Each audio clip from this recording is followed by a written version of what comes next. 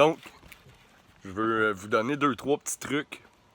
Puis, on va terminer l'encyclopédie du savoir relatif et absolu ensemble. Je l'ai fini hier, puis il y a une couple de petites affaires qui m'ont interpellé. Fait que je vais vous en faire part, parce que c'est quand même du knowledge assez important. Donc, je veux juste vous donner 2-3 petits trucs. Parce que la meilleure façon d'enseigner aux jeunes c'est quoi l'infini puis l'immensité de l'univers, c'est d'aller vers le microcosme. Maman, c'est quoi l'infini?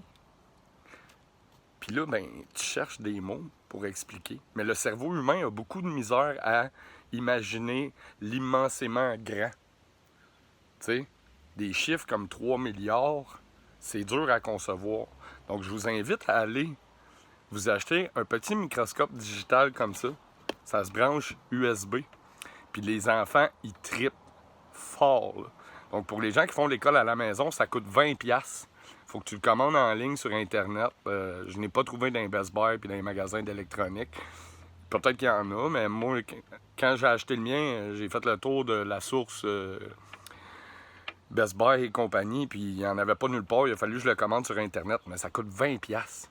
Puis les enfants, ils trippent. Fait que si tu fais l'école à la maison, ils vont courir dans la nature, puis là, ils ramènent des petites bébites, ils ramènent des fleurs, des feuilles, des coquillages, puis vous allez pouvoir leur expliquer. Un coquillage, c'est comme la galaxie, hein? Donc là, c'est plus facile à concevoir l'immensément grand, l'infini, du microcosme au macrocosme. Puis les enfants, ils trippent vraiment fort, là. Maman, je veux regarder ça au microscope! Ça coûte 20$. Donc, la meilleure façon aussi d'enseigner aux enfants la non-dualité.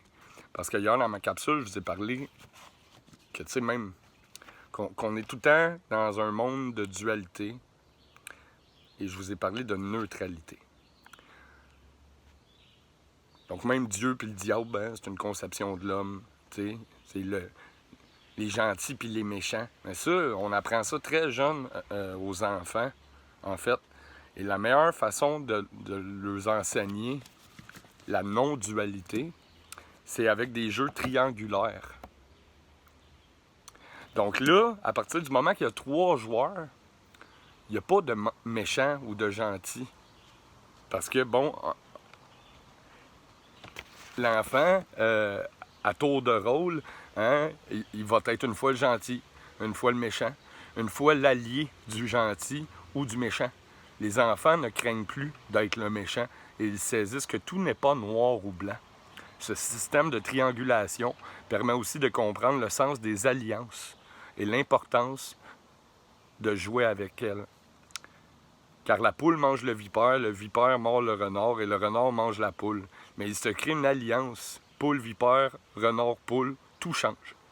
Ce jeu est aussi sensible dans le jeu Yalta, jeu d'échecs à 3 sur un échiquier de forme triangulaire, où il ne fait pas bon passer pour le plus fort ou le plus intelligent, car cette attitude entraîne automatiquement une alliance des 2 autres contre soi.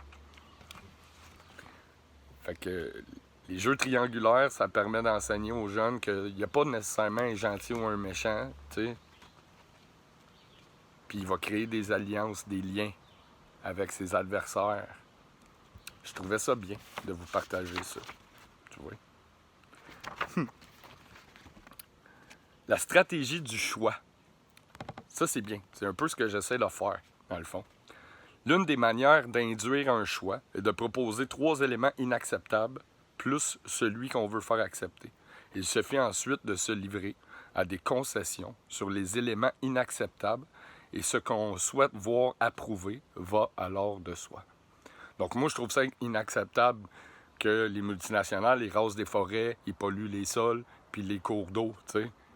Mais ça se peut que j'ai tort. Après ça, c'est à vous d'approuver ou non ce choix.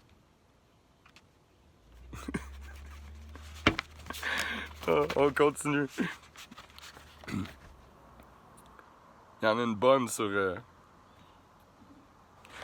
Là, on parle du temple de Salomon, hein, à Jérusalem. Salomon,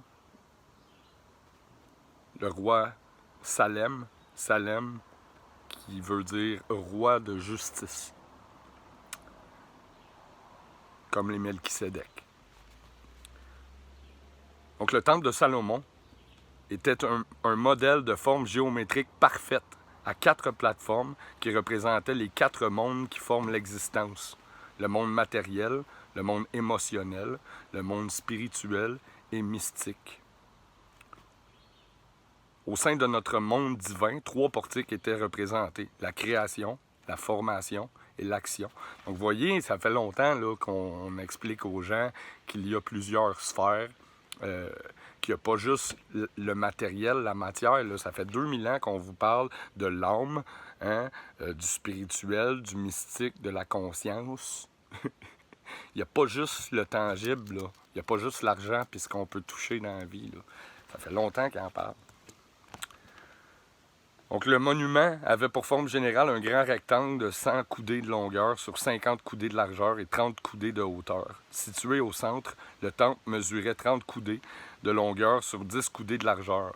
Au fond du temple était placé un cube parfait du Saint des Saints. Dans le Saint des Saints était disposé l'autel en bois d'acacia. Il était aussi parfaitement cubique avec des arêtes de 5 coudées. Déposés sur sa surface, 12 pains représentaient chaque mois de l'année. Au-dessus, le chandelier à 7 branches symbolisait les 7 planètes. D'après les textes anciens, et notamment ceux de Philon d'Alexandrie, le temple de Salomon est une figure géométrique calculée pour former un champ de force, comme les pyramides d'Égypte. Au départ, le nombre d'or est la mesure de la dynamique sacrée. Hein, le nombre d'or, c'est le résultat de la pulsion de l'univers. Là. J'en ai parlé beaucoup, là, de la respiration cosmique à 72 BPM et des fréquences qui organisent la matière. T'sais. Quand je vous disais le nombre d'or, ce n'est pas un chiffre, c'est pas un ratio, c'est une succession de fréquences et de battements sur un rythme. Et ce rythme est un métronome qui bat éternel. Tu comprends? Donc, le nombre d'or, c'est le résultat pulsé de l'univers. Le tabarnak était censé condenser de l'énergie cosmique. Ah ben, tabarnak! Le temple est conçu comme un lieu de passage entre 2 mondes, le visible et l'invisible. Le tabarnak, toi, il était supposé condenser de l'énergie cosmique. Ah ben! Ah ben, le petit tabarnak! Ok, j'arrête. Ici, on a un proverbe chinois. Je l'adore. C'est mon préféré. Donc, c'est un vieux proverbe chinois qui dit « Si quelqu'un t'a fait du mal, ne cherche pas à te venger. Assis-toi au bord de la rivière et bientôt, tu verras passer son cadavre. »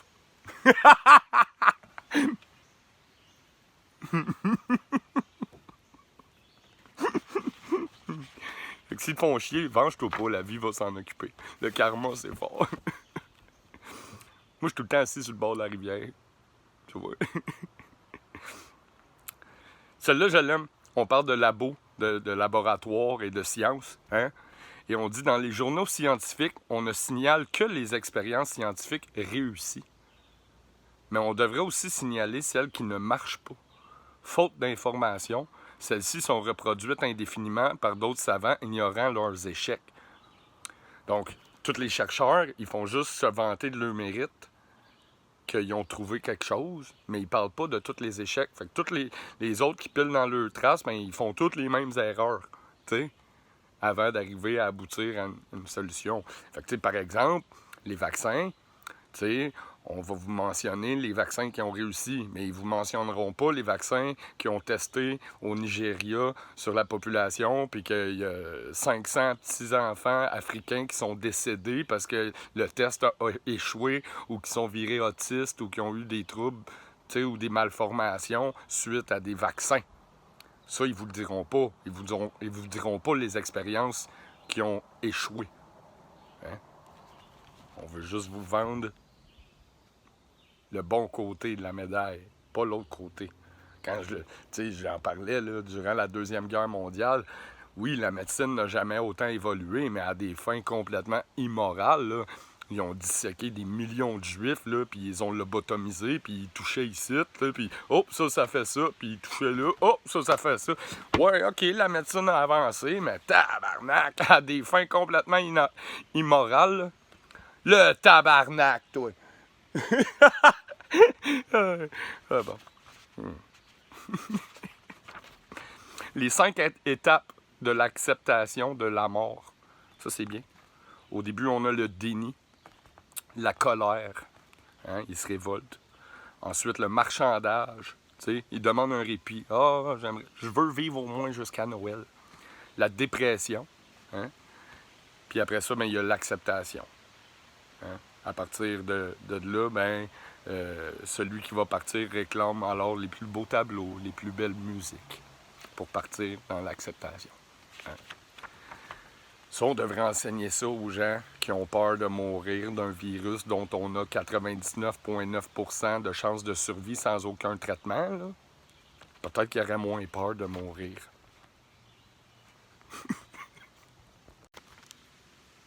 Les pyramides. Donc ça, c'est quelque chose que je savais déjà, mais je trouve ça cool parce qu'il l'explique comme il faut. En fait, la forme pyramidale possède des propriétés étranges. Hein? Ça a plein de fonctions. Les Égyptiens, mais aussi les Aztèques et les Mayas l'ont découverte et utilisée. Si on place un objet au centre et aux 2/3 de la hauteur d'une pyramide, il subit, paraît-il, des modifications. Comme la grande et la petite chambre dans les pyramides. Les fleurs sèchent sans perdre leur couleur. La viande s'y racornit sans pourrir. La viande ne pourrit pas, elle moisit pas quand elle met au centre ou aux 2/3 de la pyramide. Elle se racornit, mais elle moisit pas, elle pourrit pas. Donc ça, c'est un phénomène assez étrange qu'il faudrait peut-être explorer. Hein? Pour qu'une pyramide offre cette propriété, elle doit respecter un rapport de taille précis.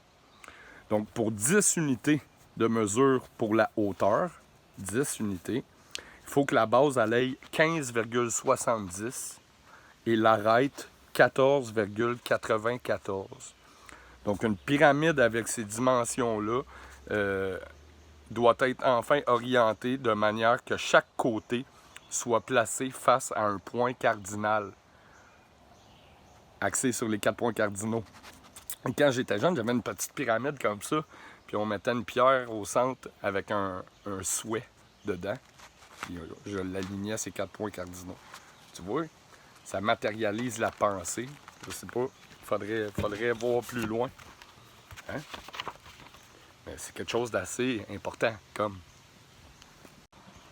Ça, je trouve ça cool. Il y a un psychologue en 1970 qui s'appelait Abraham Maslow qui a décidé d'étudier les hommes et les femmes qui ont fait usage exceptionnel de leur potentiel, dont Spinoza, Thomas Jefferson, Abraham Lincoln, Jane Addams, Albert Einstein et Eleanor Roosevelt. Donc, il a trouvé des points communs entre toutes ces personnalités-là qui sont arrivées à quand même accomplir des choses de leur plein potentiel. Il a dit que ces gens-là étaient dotés, ils sont capables de tolérer l'incertitude. Ils sont spontanés en matière de pensée et d'initiative. Ils sont centrés sur le problème plutôt que sur leurs intérêts personnels. Ils ont un bon sens de l'humour. Hein? Einstein, c'est un comique. Ils résistent à l'endoctrinement sans être anticonventionnels par principe. Ils sont préoccupés par le bien-être de l'humanité. Ils sont capables de comprendre en profondeur les multiples expériences de la vie. Ils établissent des relations satisfaisantes avec peu de gens plutôt que des relations superficielles avec beaucoup de monde, avec beaucoup de gens. Et ils gardent un point de vue objectif. Tu vois, ça, c'est des aptitudes à développer pour devenir quelqu'un qui veut développer son plein potentiel. Cœur, intelligence, volonté. Test d'intelligence. Ça, j'en avais parlé avec quelqu'un. Puis c'est vrai, en fait. Tu sais, les tests de QI, puis les tests d'intelligence sont juste basés sur l'intelligence rationnelle, logique, hein? Le côté gauche du cerveau. C'est pas basé sur l'intelligence émotionnelle ou la créativité, l'imagination, tu sais. Même c'est Einstein qui disait l'imagination est plus grande que la connaissance. Parce que c'est ça qui te permet de découvrir des nouvelles affaires. Donc les tests d'intelligence, il ne faut pas oublier que les tests d'intelligence sont faits dans le but de prouver que les personnes intelligentes sont celles qui ont un esprit identique à l'esprit des inventeurs des tests d'intelligence. Fait que ceux qui font les tests d'intelligence sont faits pour les gens qui ont la même forme d'intelligence que eux. Donc même tous les tests de QI, dans le fond, c'est comme falsifié. Ça marche pas. Ça marche pas. On n'est pas capable de calculer l'intelligence émotionnelle, le côté créatif. Ça fait pas partie du système dans lequel on vit. C'est juste pour endoctriner les gens, puis encore servir l'État. Deux petites dernières. La relativité. On dit que tout est relatif. Donc même la relativité est relative. Donc il existe quelque chose qui n'est pas relatif. Si ce quelque chose n'est pas relatif, par définition, il est absolu. Donc il existe un absolu. Ça, j'adore ça, des affaires-là même. Hein? Même. Fait que si tout est relatif, même la relativité est relative. Donc c'est absolu, ça. Croire. Croire ou ne pas croire, cela n'a aucune importance. Seul compte le fait de se poser de plus en plus de questions. Hein? Poser des questions, c'est signe d'intelligence dans la vie. Il n'y a pas de questions niaiseuses. Celui qui est niaiseux, c'est celui qui en pose pas. Parce que lui, il va rester niaiseux. Fait qu'il n'y a pas de questions niaiseuses. N'hésitez pas à en poser. C'est signe d'intelligence. Donc on vient de terminer ensemble. Je vous en ai lu, ça fait un bout que je vous lis des extraits de ça. Puis là, ben, on va passer à un autre livre. Hein? On va passer à un autre. Avec d'autres connaissances. Rock and roll! Bonne journée! Hier, j'ai vu une femme à la plage. Puis elle m'a dit, elle dit, je sais pas comment tu fais pour lire de même. Elle dit, moi, je suis pas capable. Elle dit, je suis pas capable de lire. Elle dit, je te trouve bon d'être tout le temps en train de lire des livres. Elle dit, moi, j'ai pas cette faculté de concentration-là, tu sais. Elle dit, je lis de quoi? Puis elle dit, faut que je le relise tout de suite après parce qu'on dirait que je me souviens plus de ce que j'ai lu. Fait que j'ai dit, ben, tu sais, il y a plein de bons livres audio, hein, sur YouTube. Plein de bons livres, là, tu peux te mettre ça. Puis il y a des super bons narrateurs, que ce soit des livres de Hector Tolle, Paulo Coelho, tu sais, il y a vraiment plein de bons livres audio, là. Il y en a un, c'est Guerrier de lumière de Paulo Coelho, c'est super beau. Fait que, n'hésitez pas. Les gens qui ont pas la capacité de concentration, puis que lire, ça leur donne mal à la tête, mettez-vous des écouteurs avec des livres audio, même dans ton sommeil le soir, ton cerveau va continuer d'enregistrer. You know? Tu continues à assimiler de l'information dans ton sommeil, man. Moi, c'est ça que je fais. Rock and roll! Bon, check bien, m'a te montrer de quoi, OK? Ça, c'est notre planète. Ça, c'est des centres urbains. Tu vois? C'est fait pareil comme des tumeurs cancéreuses. Ça se propage à grande échelle, mon gars. Puis, on peut dire, on constate là, qu'il y a beaucoup d'électricité dans l'air. Hein? Donc, quand je vous parle qu'on bombarde la planète d'ondes, de fréquences radio, d'ondes bêta, gamma, alpha, de Wi-Fi, de Bluetooth, quand je vous parle de 5G, ben, on envoie beaucoup d'électromagnétisme dans l'atmosphère. Et toutes ces ondes-là qu'on envoie ne sont pas en lien avec la géométrie du nombre 9. Ne sont pas en corrélation avec les mathématiques qui nous entourent. Donc, je vous invite à approcher les compagnies de télécommunications et leur demander de baser leur fréquence sur le Factor 9 grid du 432 Hz de Tesla, qui sont tous des fréquences en corrélation avec la géométrie du nombre 9 et les mathématiques qui nous entourent. Fait que ça, tu vois, c'est comme des tumeurs cancéreuses. Ça se propage à l'échelle mondiale. C'est Puis ça, ici, c'est Montréal. Tu vois, c'est fait pareil comme une tumeur cancéreuse. T'as-tu vu comment ça se répand? Bon, ben de là à là, ici, là, quand j'étais jeune, là, quand j'étais jeune, de Saint-Jérôme à Blainville, c'était du bois. Il y avait des quartiers résidentiels. Je me souviens, j'avais une petite blonde, elle habitait dans le bois ici. Ben là, ils ont tout rasé le long de la 15 puis de la 117. Ils ont tout rasé, puis ils ont planté un concessionnaire en face d'un autre concessionnaire, un Tim Hortons en face d'un Dunkin' Donut, une quincaillerie en face du quincaillerie, un Petro-Canada en face du Ultramar, puis là, ben, ils ont tout rasé pour industrialiser ça, puis là, ils sont rendus à nos portes. Ils sont rendus dans les Laurentides. Tu vois, ici, ça, c'est encore du bois, là. À partir de là, à partir de la porte du Nord, c'est de la forêt, tu vois. Le reste du Québec, c'est de la forêt. Ça va, c'est correct. OK? Là, ils sont en train de se répandre jusqu'ici. Puis ce monde-là, ils rasent tout. Moi, je suis content parce que je suis en haut de la montagne. J'habite en haut de la montagne. Ils peuvent pas venir me planter un Tim Hortons d'en face, en avant de chez nous. C'est trop à pic. La côte est trop à pic, tu comprends?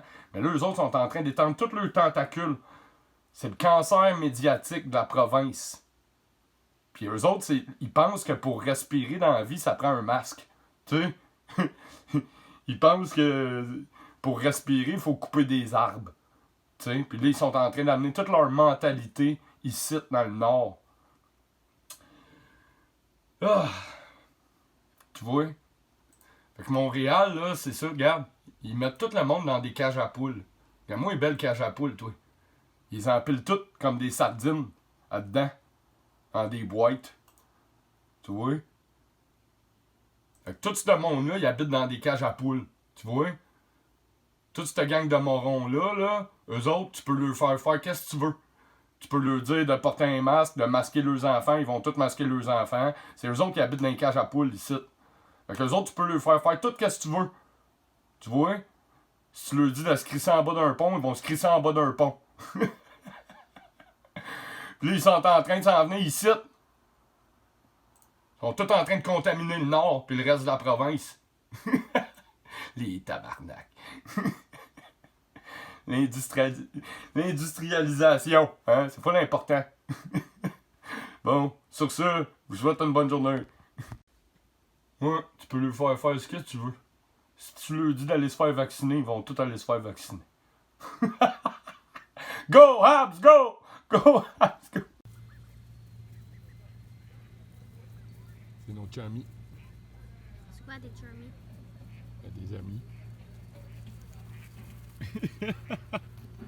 Tiens. Le petit retardateur.